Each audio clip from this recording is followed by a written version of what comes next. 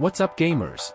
Today, I'm ranking all the games I've played in the first half of this year. Before we start, there are two things to note. Firstly, only games released between January and July this year are included, so no Black Myth Wukong. But I'll make a video about it as soon as I finish it, so stay tuned. Secondly, this video isn't focused on a specific genre, so the rankings are very subjective, based entirely on my personal preferences. Feel free to share your thoughts in the comments. Alright, let's get started. First game, Palworld. For me, the biggest dark horse of the year released in January is Palworld. Despite minimal promotion, the game's popularity exceeded everyone's expectations, selling 20 million copies in just 4 months. The most interesting part of the game is capturing, training, and battling with Palu, fulfilling my fantasy of a high-quality, real-time Pokemon. On the other hand, survival sandbox games often have high grind and monotonous gameplay, but Palworld's involvement in production and manufacturing perfectly solves this, making even someone like me, who wasn't interested in sandbox games, addicted to collecting rare Palu. However, the game's downside is also quite obvious. It's highly dependent on playing with friends. Solo players might get bored quickly. Overall, it's a game worth playing, and I rank it A. Second game, Granblue Fantasy Relink. Granblue Fantasy Relink is a Japanese ARPG similar to Monster Hunter. The main storyline is minimal, with the core experience being boss challenges and material farming to develop characters. Unlike Monster Hunter, its combat leans towards a Musou style, with a low entry barrier and flashy animations and skill effects, making it visually stunning. However, this doesn't mean I'll give it a high ranking. In fact, having played many ARPGs before, this game feels a bit too easy for me, and the repetitive farming gets a bit dull. Additionally, the game allows you to form a 4-person team with NPCs, leaning towards an MMO style. So, I rank Granblue Fantasy Relink as B.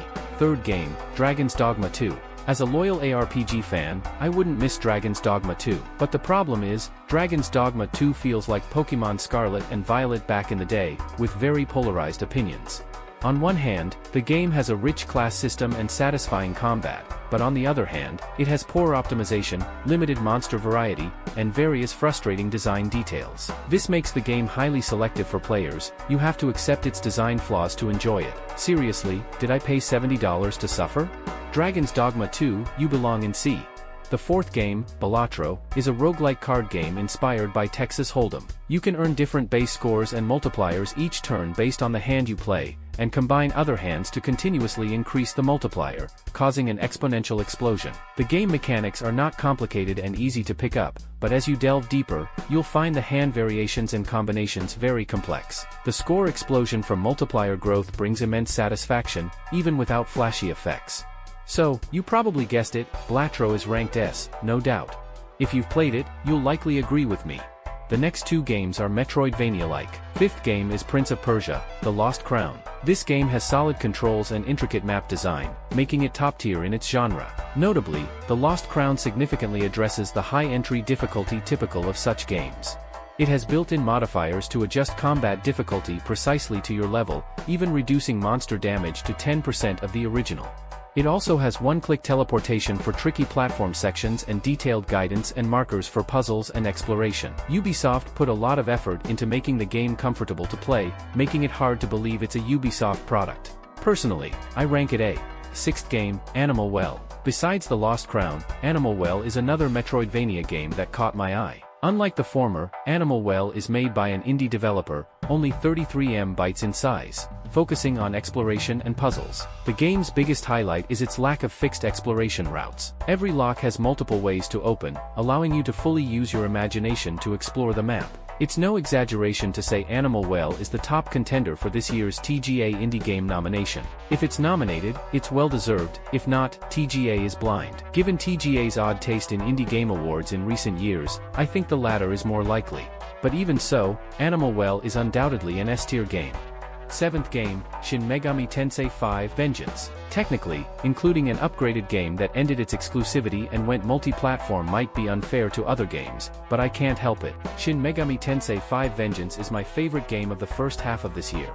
As an upgraded version, every change hits the mark: higher resolution, smoother experience, richer content, and more strategic combat. Overall, I rank it A. Demon training and combat are key gameplay elements. You can capture and train them like Pokemon, with over 200 470 types, many having their own side stories. If I had to nitpick, the only downside might be the high combat difficulty, requiring frequent saves, a common issue in turn-based JRPGs. 8th game, No Rest for the Wicked. As an EA release, No Rest for the Wicked is truly promising.